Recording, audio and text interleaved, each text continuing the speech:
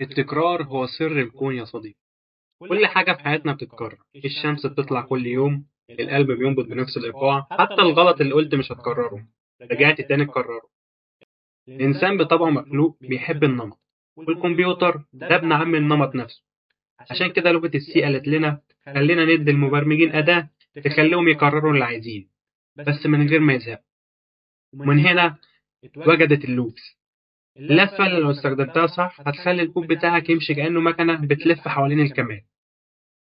قبل ما تكتب أي لوب عموما لازما تفهم أنت داخل ليه. الكود مش أوامر عشوائية، ده رحلة صغيرة كل لفة فيها ليها هدف معين. عايز أقرر إيه؟ أطبع، أجمع، أعد. أكرره كم مرة؟ ثابت ولا الشرط بيتغير؟ إيه اللي هيوقف التكرار ده؟ لما نوصل لحالة معينة مثلا ولا لأ؟ فكر فيها كأنك بتعلم طفل يعد لغاية 10، بس لو وصل ل11 تقول له بس يا ابني بقى كفاية. خلينا ندخل في المثال الأول. أنا عايز أطبع أرقام من 1 ل5، بقى من 1 ل5، من 1 ل10، من 1 لمليون. عدد المرات بتاعتي معروف لك من 1 ل5.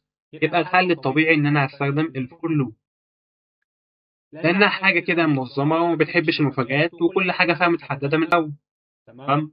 فتعالى مثلا نشوف المثال اللي معانا. خلينا نشوف الكود اللي معانا ده. تمام؟ أول حاجة أنا كنت عاوز أعمل إيه؟ أنا عاوز أطبع أرقام من 1 ل5. قشطة؟ تمام. طب فور لوب أصلا بتتعمل إزاي أو بتتكتب إزاي؟ عندنا فور لوب فيها 3 أقسام. الجزء الأول ده هو تعريف المتغير بتاعي اللي هو الانتجر أي. ده ممكن أعرفه فوق الفور لوب أو أعرفه في القوس هنا عادي. تمام؟ الجزء التاني ده هو الشرط اللي الكمبيوتر بيشوفه لو اتحقق وقف اللوب ولا لأ. هنا طبعا عارفين إن الفور لوب هي عدد تكرار محدد. تمام. وهنا الانكريزمنت او الديكريزمنت. تمام، سواء بقى انا هزود واحد ولا هنقص واحد. تمام. تمام. وهنا جمله الطباعه اللي عايز اكررها او الكود بلوك عموما اللي هي يتنفذ طول ما اللوب ده شغال. تمام. تمام، حلو جدا. يبقى ده كان مثال بسيط جدا. نيجي نعمل رن للبرنامج ونشوف ايه اللي هيحصل. هتلاقي طبع لك الارقام من 1 ل5. تمام. تمام كده، حلو جدا. ده كده المثال الاول. مع المثال التاني، طيب لو انا مش عارف بقى أكرر كم مرة بالظبط، زي مثلا لما أقول للمستخدم اكتب رقم موجب وأفضل أطلب منه لحد ما يكتب فعلا رقم موجب. تمام. هنا الشرط هو اللي بيقود اللوب. تمام، هو اللي بيخليها تشتغل. بالتالي أنا معرفش عدد مرات التكرار، فأنا هستخدم هو اللوب. تمام. تمام. تعالى نشوف المثال اللي معانا. هو اللوب ده شبه واحد مش بيبطل يسأل هو الشرط لسه صح ولا لأ. لو الإجابة هو بيكمل، لو لأ بيقف. يخلي فيه شرط معين، يخلي الشرط ده ينتهي بعد فترة معينة. تمام. يخلي الشرط ده ينتهي عموما بعد ما الحاجة اللي انت عاوزها تتحقق. اللوب ده هتفضل تستمر إلى ما لا نهاية، ودي اللحظة اللي بتخليك تشوف المود بعينك. بس خلينا نشرح الكود ده الأول. أولا زي ما اتفقنا في الفور لوب احنا ممكن نعرف المتغير اللي بنبدأ من عنده أصلا فوق عادي بره اللوب أصلا. تمام. تمام. لما بندخل لللوب حطينا جوه وايل، حطينا الشرط بتاعنا اللي هو اسمه اي أصغر من أو يساوي 5. فطول ما الاي أصغر من أو يساوي 5 خليك زي ما انت وشغل اللوب. وانت هتعمل ايه؟ هتبرنت النمبر بتاعتك، هتبرنت النمبر اللي هو 1 2 3 4 5 لغاية ما تقف عند ال5 وبس. هتيجي عند الاي بقول له زود لي الاي بمقدار 1. هو ايه اللي هيحصل؟ هو هنا عرف المتغير، هيدخل جوه اللوب، هيطبع أول رقم معانا هو الواحد. تمام. وهيروح مزود الاي بمقدار 1، هيرجع تاني لللوب، هيتشيك 2 أصغر من أو يساوي 5 صح، روح طبع الاتنين، يزود واحد كمان يبقى 3 أصغر من أو يساوي 5، 3 فعلا أصغر من أو يساوي 5 فهيطبعها، ثم 4 ثم ال5. هيجي عند ال5 هيزود واحد يبقى تبقى 6. هنيجي نطبع كده ال6، 6 أصغر من أو يساوي 5، لأ يبقى الشرط ده غلط، ينزل يطلع بره اللوب تماما. تمام. تمام. يبقى كده ايه؟ تعال نشوف بردك الكود الرن بتاعنا عشان نتأكد. تعال نشوف الرن ونتأكد فعلا الكود طبعا من 1 ل5. تمام جدا. بعض الحالات لازم الكود يتنفذ مرة واحدة على الأقل، حتى لو الشرط بتاعنا مش متحقق من البداية، بس أنا عاوز أنفذه مرة واحدة بس على الأقل. زي مثلا لما تقول لصاحبك جرب البرنامج الأول وبعد كده احكم عليه. هو فكرة إن هو يجرب البرنامج الأول، فدي لازم تتنفذ في الكود، فدي أول مرة لازم تتنفذ في الكود، وبعد كده هنشوف لو هو عجبه البرنامج فيفضل يقرر في استخدامه، لو ما عجبوش البرنامج فهو مش هيستخدمه تاني، على الأقل ومرة واحدة. يبقى الحل بتاعنا في دو وايل. تمام. طب هي دو وايل ده أصلا إيه فكرتها؟ أولا كده أنا عرفت متغير اسمه الإكس ب6، رحت قايل له دو يعني اعمل لي الكود ده برنت الفاليو اوف اكس ب6، هو هيطبع له الفاليو اوف اكس طبعها هنا ب6، وقال له روح زود على الاكس بتاعتك 1 هتبقى الاكس بتاعتنا بقت ب7. وبعدين نزلنا على وايل نشوف بقى الكونديشن بتاعنا صح ولا لا. قال له ان الاكس اصغر من الخمسة، هل السبعة اصغر من الخمسة؟ طبعا لا، فبالتالي الكونديشن ده غلط، وبالتالي هيرجع فولس، فهنا هتبقى 0، وبالتالي اللوب ده مش هيتحقق. فهو على الاقل بقى هنا ايه، قرر الكود ده مرة واحدة على الأقل، تمام، وبالتالي خرج بره اللوب، فمش هينفذ اللوب أصلا. فجينا نعمل دلوقتي رن للكود، إيه اللي هيحصل؟ طبعا الفاليو اوف اكس بيساوي 6. طب أنت هتقول لي ده مش إحنا زودنا الإكس؟ أقول لك تزويدة الإكس كانت بعد جملة الطباعة، إنما لو إحنا نزلنا جملة الطباعة دي لتحت هتلاقي الفاليو بتاعتك بقت ب7. تمام؟ ممكن ننزل دي لتحت كده، نيجي نعمل رن تاني هتلاقي القيمة بتاعتك بقت ب7.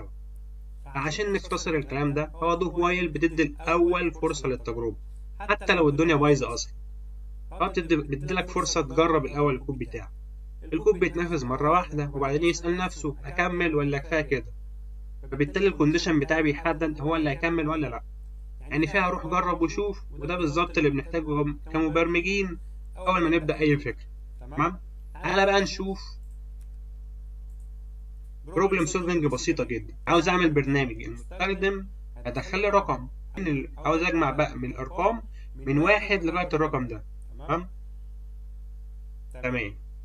تعالوا نحلها بقى بالعقل شوية مش بالكود.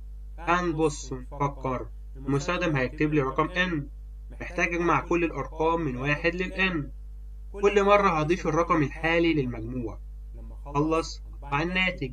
يبقى أنا عندي إيه؟ أنا عندي n وده الانبوت بتاعت المستخدم، وصم ده النتيجة اللي هتتجمع فيها الأرقام، وI هو ده العداد اللي هنستخدمه في اللوب. واحنا عندنا عدد التكرارات معروفة، خد بالك أنا عندي عدد التكرارات معروفة، إن هفضل أكرر لغاية ما أوصل للرقم اللي المستخدم مدخله، وبالتالي هستخدم الفور لوب. فخلينا نشوف المسألة كده. شوف أي مسألة بروبلم سولفنج عموما، جمع أو حساب فيها تكرار، أنا مش محتاج أجمع يدوي، أنا محتاج أعلم الكود يعمل ده كله لوحده. فكر دايما، هل في خطوة بتتكرر؟ هل الشرط بتاعي واضح؟ هل في نقطة أقدر أقف عندها؟ خلاص يبقى كده عندك لوب بشكل ناجح. الباقي بقى كله شاي وهدوء وسطر برنت اف في الآخر هيخلص لك الدنيا. تمام؟ تعالوا بقى نشوف الكود بتاعك. أولا أنا قلت أنا عندي إيه؟ عندي حاجتين، n هو الرقم اللي المستخدم هيدخله، والصم اللي هو المتغير اللي هجمع فيه الأرقام. الانتجر i ممكن أعرفه فوق هنا. تمام؟ يعني الانتجر i ده بتاعت جملة 4 ممكن أعرفه فوق ومكتبوش هنا أصلا. أنا هنا اديت للمستخدم قلت له enter the number، دخل الرقم اللي أنت عاوزه، وليكن مثلا المستخدم دخل لنا 5. فاللي هيحصل جوه الفول لوب أنا هبدأ من عند الواحد، والاي أصغر من أو يساوي الإيه؟ الN اللي هتبقى إيه؟ هتبقى 5، وهنزود الأي بمقدار 1. طيب هننزل في جوه الفور لوب نعمل إيه؟ هنقول له sum plus equal الأي، ده عبارة عن إيه؟ sum، مع اللي في جوه الصم ده. تمام؟ يعني الصم ده بتساوي sum هي نفسها، هو الصم كانت ب0. تمام؟ مع الزيرو زائد الواحد، ثم الواحد ده هيبدأ يدخل تاني، خلاص بقى إيه؟ الصم بقى مجموعه ب1. تمام؟ هيرجع يتشيك في الشرط بتاعنا، هل الأي اللي هي بقت بقيمتها 2 أقل من أو يساوي 5؟ أيوه، هروح ينزل واجمع، الصم بقت قيمتها بكام؟ 1 زائد الاتنين. قشطة؟ قشطة. يبقى كده إيه؟ ده تاني لفة لغاية آخر لفة. تمام؟ ويعني هينزل بردك، يعني بعد ما يعمل الخطوة دي هيبدأ يزود الأي بمقدار، يبقى الأي ب3، التلاتة هيدخل على الصم، يبقى الصم كانت مجموعها ب3، يبقى 3 زائد 3. تمام؟ وقفنا عند خطوة التلاتة زائد تلاتة. تمام. الصم بقت مجموعها 6 زائد 4. تمام. اي بقت ب4. الخمسة تمام، اجمع معايا الخمسة وبس. يبقى كده ايه، وقفنا عند الخطوة بتاعت الخمسة خلاص، لأن الاي بعد كده تبقى بايه، ب6. تعالى بقى نشوف الكود ايه اللي هيحصل فيه ونشوف. احنا اتفقنا ان احنا هندخل للكمبيوتر 5، هيطلع لنا كام؟ قال لنا الصم من 1 5 بيساوي 15. تمام؟ ده فعلا اللي احنا طلعناه. المهم في النهاية التكرار مش دايما حاجة وحشة، هو اللي بيعلمك وهو اللي بيخلي المبرمج يتطور. بس لو لقيت نفسك بتكرر نفس الغلط في كل مرة، يبقى اللوب بتاعتك خرجت عن السيطرة. خد بريك من الكود واشرب نسكافيه وارجع كمل اللوب بتاعتك بنجاح. ثواني بس، قبل السلام وقبل أي حاجة أنا عاوز أقول لكم حتة بسيطة جدا ممكن نعملها بدل كتابة الشرط بالطريقة دي. ممكن نخلي الاي دي بتساوي 5. تمام، بتساوي الان عموما، بتساوي الان الرقم اللي المستخدم هيدخله. تمام، ونقول له ان الشرط بتاعك هو الاي. يبقى اللي هعمله هنا هقول له ايه، اي ماينس ماينس. تمام، تعالى كده نشوف اللي هيحصل في الكود. قال لي دخل لي الرقم 5. قال لي السم from 1 to 5 15. طب ازاي؟ اقول خلينا اشرح لك بقى.